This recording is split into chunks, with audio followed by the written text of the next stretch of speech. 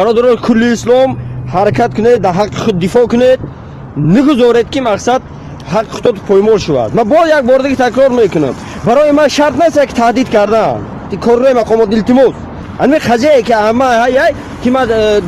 2 سال پدریت میرم یه روز 2 روز میستم تمام برای چی آخی من رقم میته برای چی من بیزار شدم آخی و بالای با تهدید میکنه وقتی که برآمده من دفاع کنم. مقامات جمهوری تاجیکستان من احترامانه از شما خواهش میکنم که مردم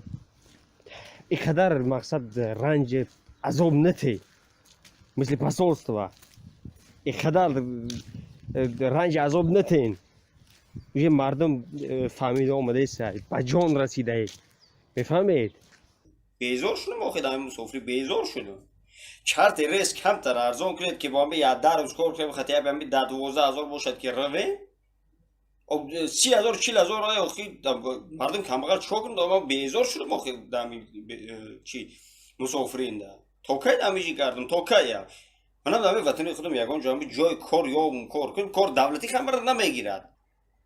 چیکار کنم آخه چیکار کنم ام باید کله زرد های به اوشی منم عذاب دارم آخه اجانم رسیدم 600 روبل دارم در دست من نمیدونم به 600 روبل چیکار کنم یا خیانتکار ما نیستیم ما دشمن وطن نیستیم ما دل ما بر وطن ما میسوزیم.